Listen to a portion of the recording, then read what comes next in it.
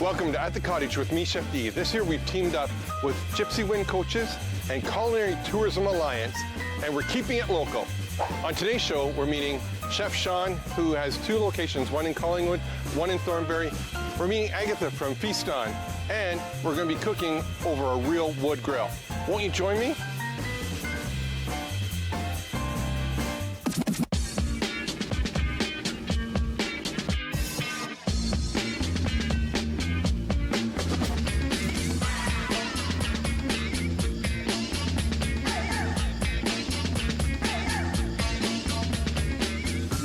I'm here with Agatha from the Culinary Tourism Alliance, right? Yeah, that's right. Woo, woo. Now, you guys have started the Feast On, not started, but the Feast On program has been one of your brainchilds. Yeah, so we, 6 years ago now, wow, time flies, we started this program as essentially a reaction to the industry telling us that there was no authenticity left in local food in this province, and that people were doing it but not necessarily actually acting on it or talking about it and not necessarily living it. And so we worked with a bunch of, oh my God, over 40 local food organizations in the province and the Ministry of Agriculture to essentially create a set of criteria that restaurants could participate in to prove that they're putting their money where their mouth is in Ontario. Mm-hmm. So then to be a Feast On designated restaurant, we are. I know That's Sean, true. whose backyard we're in, is. And, also true. And he's also, I think he's a poster child. He's definitely OG Feast On chef. He might have been like the fourth person to ever apply for the program, first to certify. Yeah. Don't tell the folks in Northern Algonquin I said that because they were actually first. But he's definitely OG. The community's grown so much. In the first year, we had 20 chefs and restaurants in the program, and now we're at over 150, and that's growing exponentially every year. Every month. I get an email every month and an update of what's going on, and you always see, there was the last one was 10 new places. Exactly. It's exciting. Okay, so how, if you're a viewer, and if you're at a restaurant, how do you become Feast On certified? Oh, okay, let's talk about paperwork. Okay, because all us chefs love doing paperwork. Yeah, you love paperwork. So essentially what happens is you express interest and we have these forms that we send you. You open your books to us, you tell us where you spend your money, and as long as 25% of where you spend your money is in Ontario, both on booze and on food, you can be a part of the program. We then call up the producers that you say you work with and we say, hey, Chef D says he works with you and he spends this much money, is that true? And they'll either be like, yeah, totally, he actually spends more, or they'll be like, Chef D, who the hell is Chef D? Click. And if that happens, obviously they don't pass, but usually people are honest, and they verify that, and then you get to be a part of the program. When we first started doing this whole Chef D thing, and this is going back when we did the YouTube channel and everything like that, my whole goal was to kind of focus on local people and local places and that. So then when I finally, kind of figured out what we could do, and we had an actual building instead of just doing all the catering, and being able to claim that we're Feast On certified, that was just a really near and dear something to my heart. So I just think what you guys are doing is absolutely fantastic. How is that for buttering you up? Oh, I feel buttered. I feel breaded and buttered and soon to be deep fried. So now, you get this program going, you're doing a really great job of it, and then we have this little thing called a pandemic come through. Yeah, this tiny little terrible thing happened. How's that affecting, I know how it's affecting some people in my industry, that are close to my home. How's it affecting in other places in Ontario? It's a mixed bag. What we're finding is because we work with destinations across the province, and then we work with individual restaurants, restaurants that regularly source from Ontario and have relationships with their farmers and know their farmer's name are doing a little bit better because the distribution networks are a little bit more solidified and they're built for things like this. They're resilient, and those kinds of relationships, people are giving each other breathing room and space and working together to succeed. But we hear a lot of terrible stories as well about the industry and not being able to pay their staff or stay open, and how even if they're able to open just their patio, for instance, that's not good enough. Most restaurants that I work with need to have 75% capacity just to break even. And so just having a few patio tables up front, it's not enough. It's not enough to save our industry and keep that beautiful, robust, dynamic dining culture we have in this province. And we do that, like, you know, even just in starting with the tour that we've done, you know, the last couple of days and that, is that, you know, just seeing from, you know, a Best Western hotel that has a really cool young chef that wants to just grow it. You know, then we were in Hockley Valley, you know, and we're here and I just see a little bit of the resilience, you know, each place that we go to has done something different to make it go. Now, not everyone can have all the staff that they had maybe, you know, 6 months ago, but they're making it work with some smaller staff, but also what you said too about the farmers is in our case too. There's like Tim Berry's asparagus, you know, Matthew Moss, and that they're bringing the product right to us. Third generation organics has been absolutely fantastic for this. Nice. So now going forward, where do you see, like, how are we going to grow this? I know this is a really loaded question, you know. Let's go. I'm ready. Okay. I'm ready. What's the question? How are you feeling? How can the Culinary Tourism Alliance help the industry push it back out there? Wow, that is a very loaded question. Well, we're working on a couple pretty cool things. One of the things we're most excited about is we're launching this Great Taste of Ontario road trip program in the fall, which is pretty exciting. I've heard about a concept like that. And basically what we're doing is encouraging people to travel in the province and rediscover those hyper-local places that they might have forgot about. The fact is there's so many amazing, beautiful places in this province that people either think are too close or they forget about or they discount because they're close by and they're not exotic or foreign or tropical, but they're beautiful and wonderful. And I think the silver lining of all of this is that people are going to rediscover this province, and there's going to be more opportunity for people to open the kinds of businesses that Feast On loves so much and supports. So the culinary road trip, right? Yeah. Culinary road trip. Look for it in the fall. Be part of it, you know, spend big, spend local. You're helping your neighbor.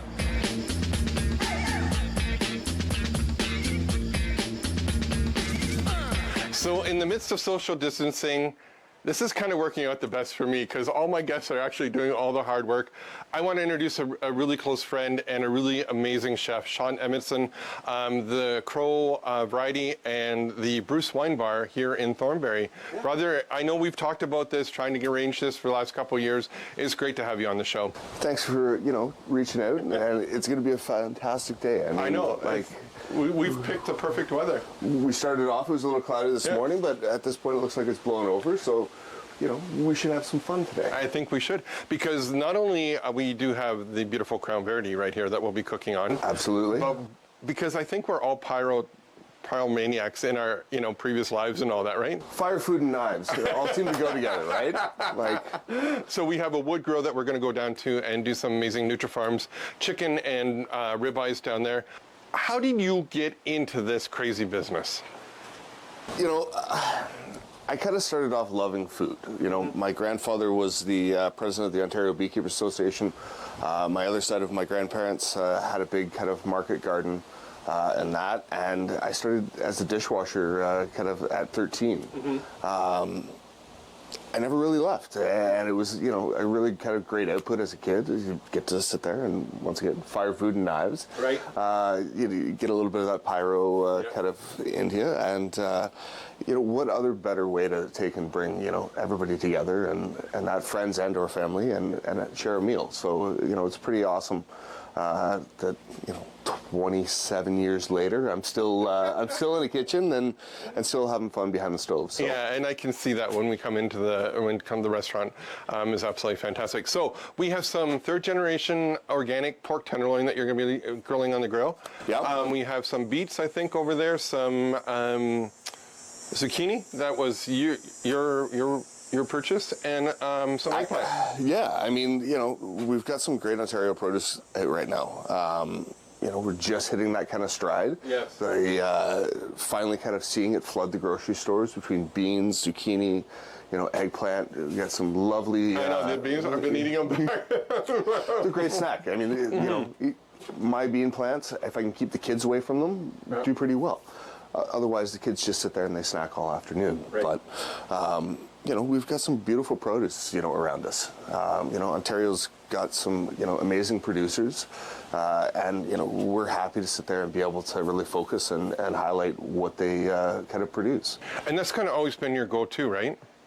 It has been, why take and look outside of our own kind of province? We've got so much available, and throughout the wintertime and that, we can always do canning and pickling and that type of thing, and it really kind of, it allows you to kind of eat with seasons and that as well.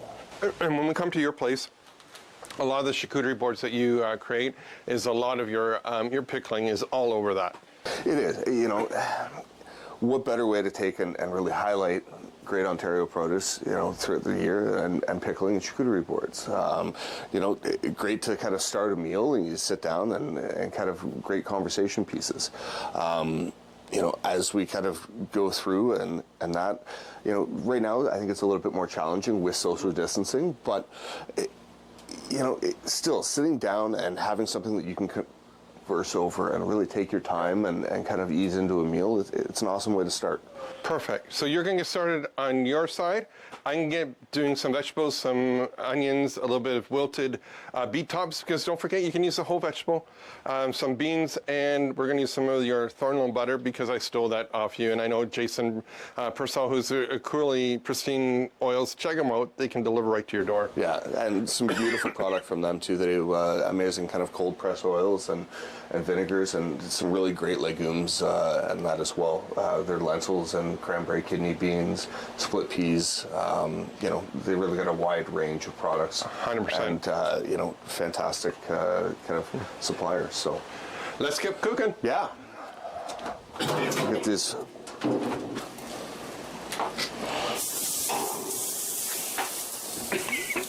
Okay, don't eat a bean and try and talk at the same time. Beautiful grass-raised butter. You just love how beautiful yellow this is. True natural. We have to put a little bit of butter in our pan. So we're putting the beets on. Beets on, just a little bit of oil, just to kind of help conduct that heat, and that way they don't dry out. We'll give them a little bit of seasoning just to start, and then after we can always toss them with a little bit of honey and that type of thing. Maybe a little vinegar. Give them some nice brightness and that. And you don't need to put it in foil. You can actually do it right on the top of the grill, maybe a little bit lower side of the grill, but they work out beautifully.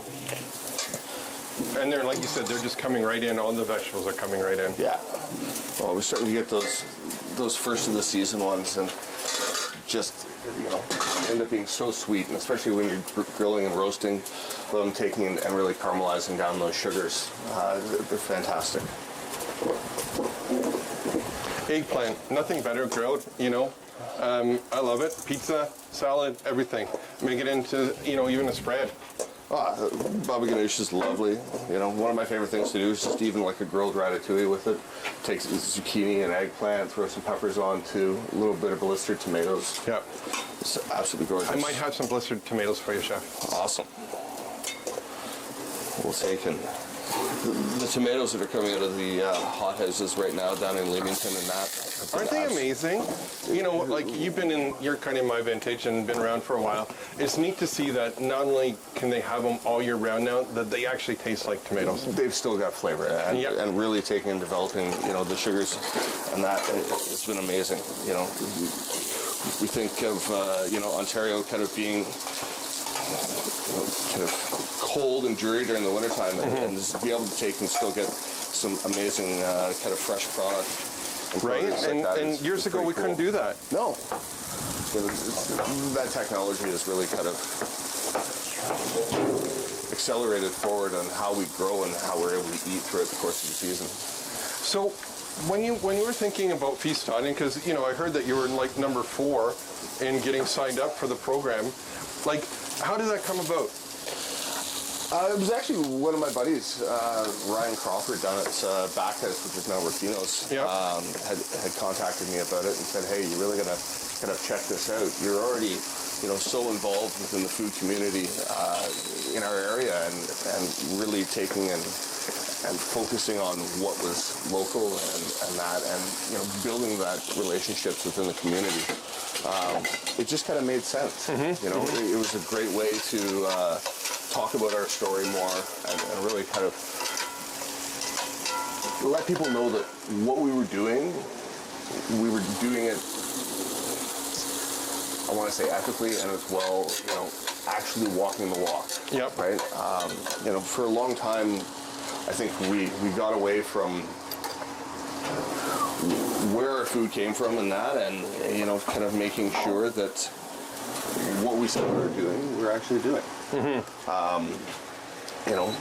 Putting local on your menu or organic and those types of things ended up being a lot of kind of buzzwords for a lot of cases. And this was a way to kind of, really certify and say, okay, hey, we are who we are, and what we're doing is actually, being followed through on. 100%. Yeah, and it's been a great program, the things that you can access through it, things like Terroir Symposium, going through and having the marketing background as well, and getting on these programs, really takes and checks what you're doing and holds everybody accountable. 100%. So now we have this on our grill. I think we should go down to the fire grill and get our chicken and ribeye going. What do you think? I think it's a fabulous idea. I think that fire is just coming down to a point where we're getting that nice ember.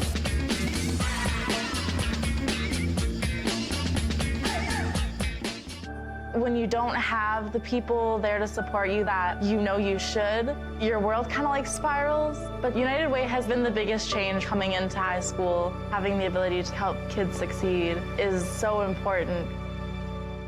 Looking for the best way to get the Major League Baseball games you want to watch? Rogers Super Sports Pack has you covered. With MLB Extra Innings, you'll have a premium ticket to out-of-market regular season games with all games available in HD. Don't miss the action from the games you want from both the American and National Leagues. MLB Extra Innings, part of the Super Sports Pack. For only $35.95 a month, Rogers customers get all this for one all-inclusive price. Order using your remote starting on channel 431 or visit Rogers.com today. It's so inspiring to know that there's people out there that are willing to help people who've gone the situation that I've gone through. Because of United Way, I'm able to stand in front of you today with a good job that I can actually make something of myself.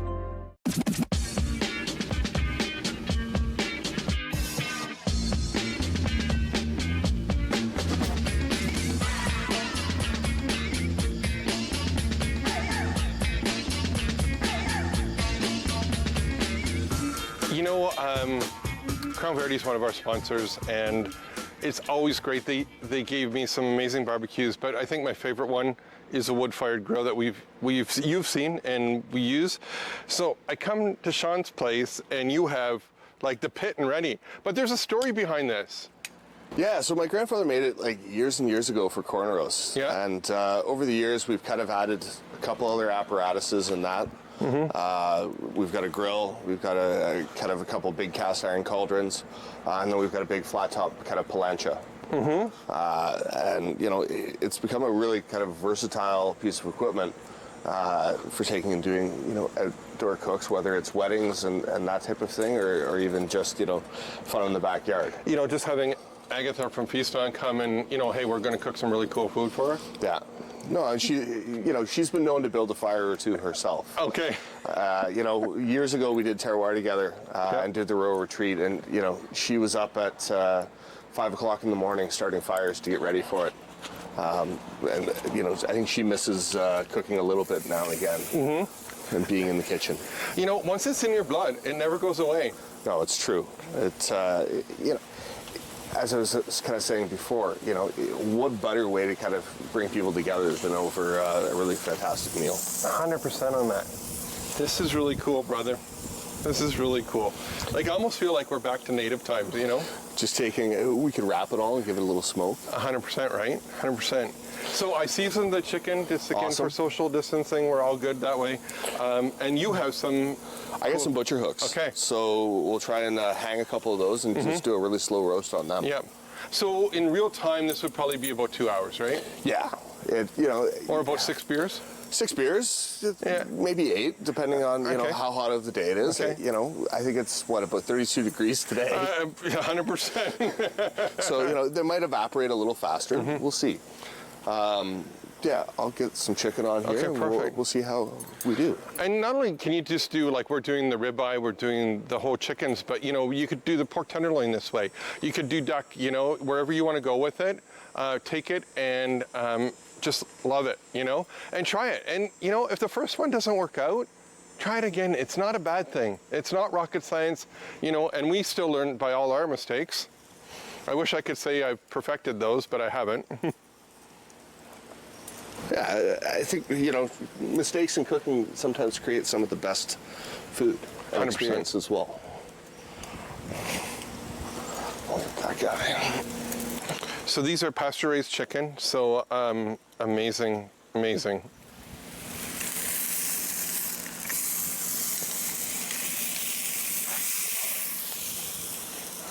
We were up north at a ATV conference, and Ted Reeder comes up, and we know all Teddy, who just loves doing this. And we had big logs in the middle of the fire, and we cooked everything on the big logs beside the fire. It was incredible. Like, I don't have any more hair on my legs at all because of that. You know, there's something very natural about taking and just using wood and going slow. 100%. You know, the flavor that you're able to take and develop off it is spectacular. So I think now we go maybe have a glass of the Featherstone, you know, Cab Franc there. And we Relax come back, a little bit? Yeah, and chillax, and we'll come back to it. Absolutely. It's going to take a little bit of time. Perfect.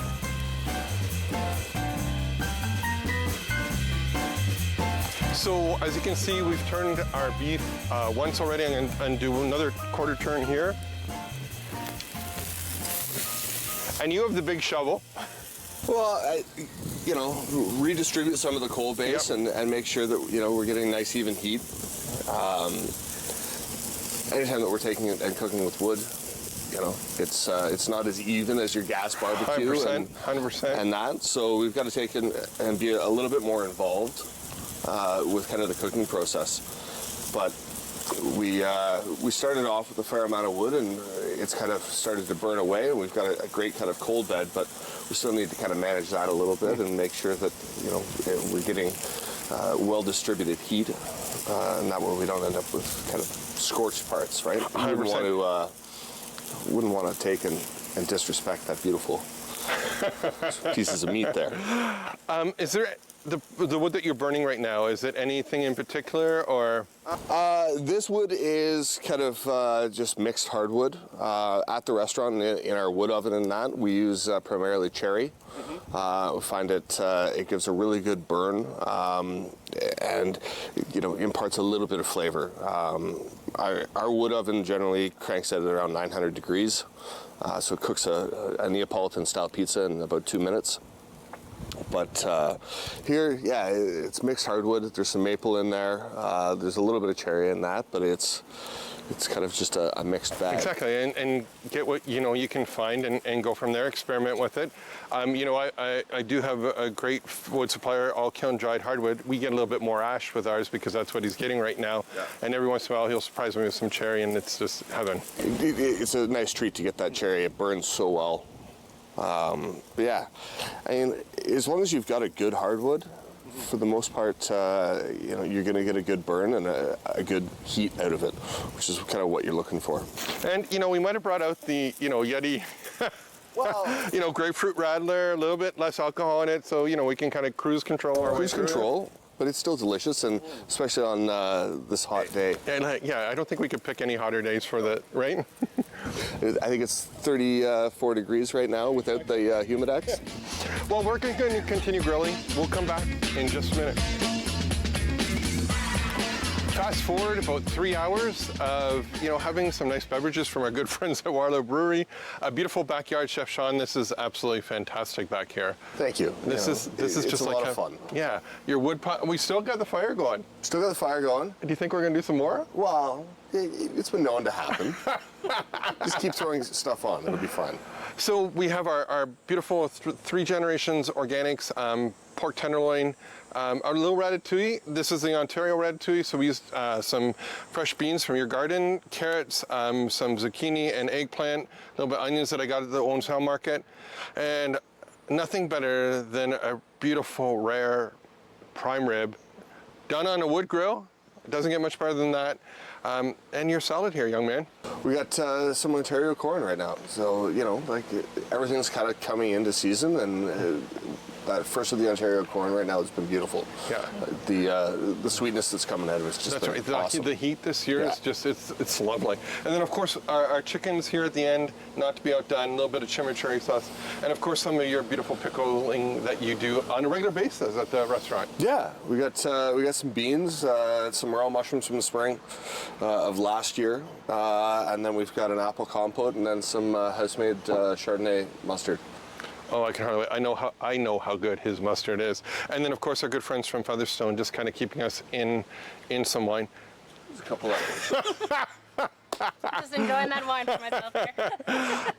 Again, Feast on Culinary Tourism Alliance. That's us. Right? And, again, look for on menus and that, right? Look for it on menus, on restaurant websites, on the front door of a lot of places. As you walk up, you can see the logo. It's a great way to basically support restaurants who are supporting our agricultural industry and people who are going that extra mile to do that work.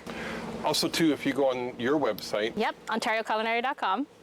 You can find a full list of restaurants currently in the program, as well as fun itineraries and ideas for day trips that are safe and exciting, and of course delicious all throughout the province. And there's something coming up this fall that we're going to be doing? Yeah, the Great Taste of Ontario road trip. Look for it in the Globe and Mail and online, and follow along. It's going to be a really delicious time. Social media. And on Shifty's social media sites. #FeastOn. I love how you got it. Hey, brother, I can't say thank you enough for spending some, many kitchen hours this morning to do this. And like I said, your backyard's perfect for this. Continue doing what you're doing. You do such a great job of it at both restaurants. Thank you. The Crowbar in Collingwood, right? Crowbar and Variety in Collingwood, and Bruce Wine Bar in Thornbury. Just quickly, because you've done just a little bit of change with COVID, how can our viewers come and see you? So we've got our bodega and bottle shop open kind of during the day. You can check out our website and social media for kind of open hours on that. And then we still offer our wood oven pizza and kind of ocean-wise specials and things like that throughout the evenings. And you can order online and or over the phone. So it's takeout. You're not open for sit Right down now, we've decided to take and hold off and not take and do in-house dining, just because our space is so intimate, and we really want to make sure that when we do welcome guests back, we're offering them, the exceptional service that they've come to know and love. Perfect. And if that fails, we can show up in his yard, right? 100%. Just take this turn, and you're here. Hey, it's been a lot of fun. Again, tailor it the way that you like it. Again, if you're not liking your beef rare like what we like it, take it a little bit longer. I've been cooking for my parents for over 40 years. They still love it medium well. I can't get it over it. The Feast on, fresh Ontario produce, support local. Until next time, I'm Chef D.